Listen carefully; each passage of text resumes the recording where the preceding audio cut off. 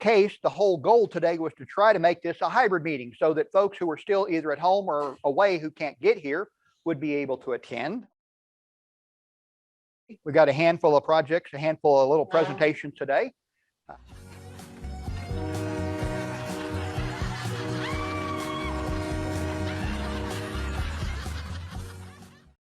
And he is building a Union Pacific big boy in 1:22.5 scale.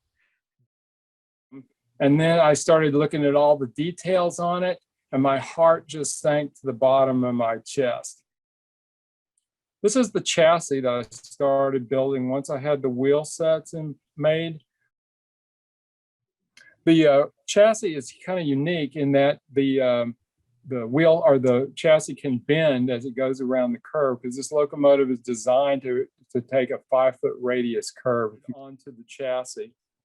And you can see all of the trailing truck, the drive, front engine, rear engine, of course, the deck on the front of the engine that you didn't see in the previous slide there.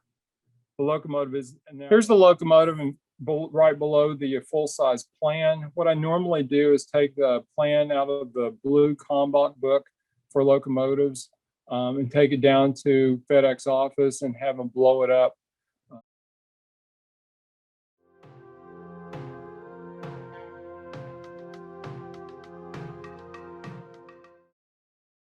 Reminder, the marker lamp is out, the new spring edition. The cover photo here is of a Canadian trip that some members went on a while. And so it went around to the different clubs, and everybody's open. Looks like everybody's having a good time there. Samra's open, Amray, all the museum layouts are open and working.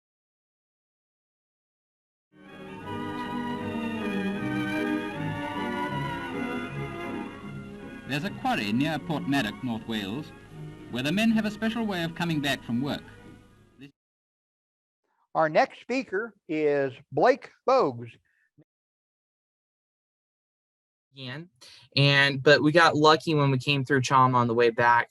They had the engineers train, which they allow, you pay a certain amount of money and they let you run the engine. Well, they have a special freight consist they run, and I got lucky to see this. Now, these shots were photoshopped.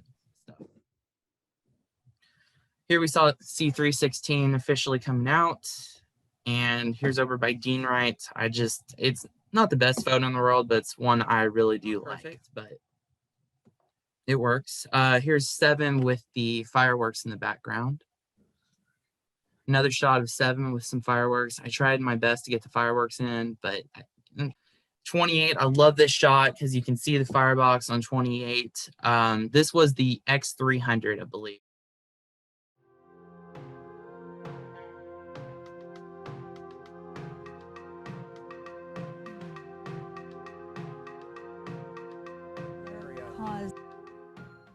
Now, we're going to get into show and tell, and as we move. Also Union Depot, my version of it is done in 3D printing.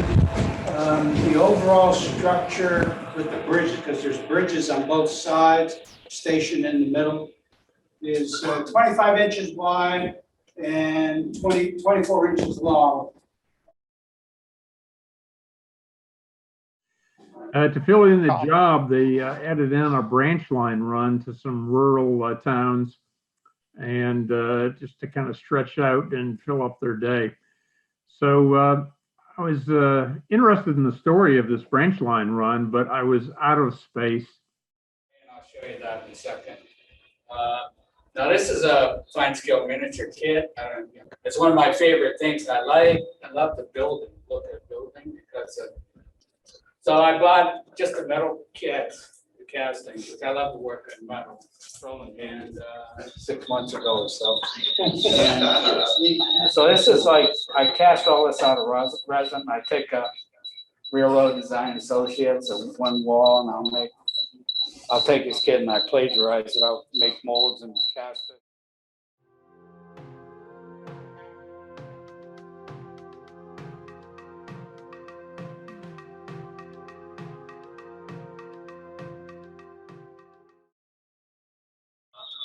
So I've decided that I wanted this to help run the logs around my lumber mill in an SN3 layout. And so this has been a challenge to get, I bought a little river of grass in.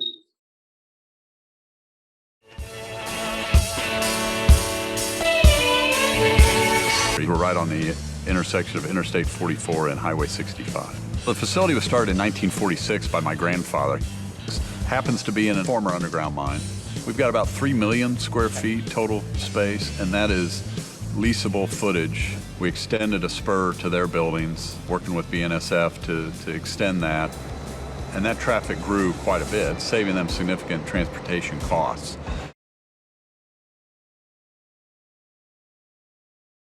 So from there, Bob's going to talk to us about torsion box bench work. So you can see when you put these boxes together, you build a box with this webbing on the bottom, the waffle on the bottom that gives it extra strength. You can see you can heft them up onto your workbench or a couple sawhorses and work on your wiring while you have them under assembly. Here you see I'm running switch machines and attached to the legs. No, the legs draw out. You can see this one I've pulled the legs out of. I brought them in today. I just slide the legs up in there. You don't glue the legs, just the weight of the modules hold them on there.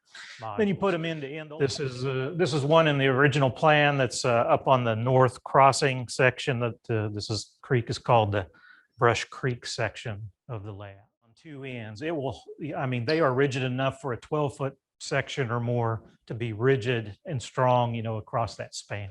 Yeah. So, you can see there is a bus that is a 12 or 14 inch gauge wire. I use these trailer pugs to. Well, that being said, that's going to wrap up the formal side of our program. So what we're going to do is turn the lights on so that everybody can socialize and hang out and interact.